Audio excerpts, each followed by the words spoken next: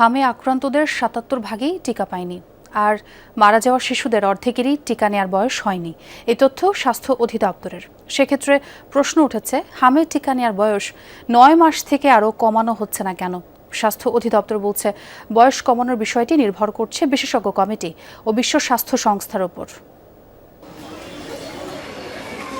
ছোট্ট শরীর, কাতর মুখ, ক্লান্ত চাহনি, এতটুকু বয়সেই এক ভাইরাসের বিরুদ্ধে যুদ্ধ তাদের। দেশের হাসপাতালগুলোর শিশু ওয়ার্ডে যেন থমকে গেছে সময়, মায়েদের প্রতিটা মুহূর্ত উদ্বেগ উৎকণ্ঠার। সরকারি তথ্যেই দেশে হাম আক্রান্ত ৬০,০০০-এর বেশি, টিকার বাইরে ছিল বেশিরভাগ। কারো টিকা নেয়ার বয়স হয়নি, কেউ বা আবার কোনো কারণে টিকা পায়নি। ফলাফল এক মহা দুর্যোগের মুখে স্বাস্থ্য খাত। মিজেলসে 2026-এ এসে শিশু মৃত্যু, এটা আমি স্পষ্টভাবে বলতে চাই, it's a shame to myself, it's shame to our health, it's shame to the entire nation. হ্যাঁ, কিন্তু দুর্ভাগ্যজনক হলো যে এই শেমের জন্য আমরা দায়ী না। হাম কেড়ে নিয়েছে ৪০০-র বেশি শিশুর প্রাণ। তাদের মধ্যে নিশ্চিত হামে মৃত্যুর ৬০ জনের তথ্য বিশ্লেষণ করেছে স্বাস্থ্য বিভাগ।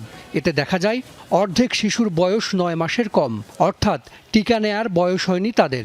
হাসপাতালে ভর্তি হওয়ার একদিনের মধ্যেই মৃত্যু হয়েছে ২৫ ভাগের।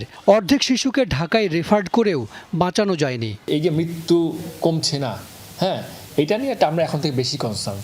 আমরা ট্রিটমেন্ট রাইট টাইমে দিচ্ছি, but we fail to save the patient. তাহলে রাইট ট্রিটমেন্ট দেওয়ার পরও কেন পেশেন্ট সেভ করতে পারছে? ওদের সিভিয়ারিটিটা কোন জায়গায়, কোথায় সিভিয়ারিটি কোথায়, এবং এই সিভিয়ারিটিতে সে কেন উপনীত হলো, এটা নিয়ে আমরা কাজ করছি।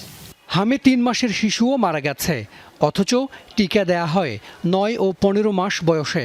তবে হামের চলমান টিকা কর্মসূচিতে তা ৬ মাস করা হয়েছে।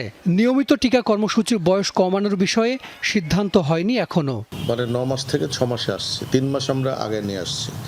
এখন এরও নিচে আমরা যাব কিনা, এটা আসলে এটা একটা শুধু আমাদের ভেতরে না, এটা আন্তর্জাতিকভাবেও আমাদের বিভিন্ন সংস্থা, এক্সপার্ট গ্রুপ, তাদের সাথে কথা বলে আমাদের এটা ঠিক করতে হবে। স্বাস্থ্য বিভাগ মনে করে, টিকা দেওয়ার মাধ্যমে হার্ড ইমিউনিটি অর্জন হলে তা যে কোনো বয়সের মানুষকেই সুরক্ষা দেবে।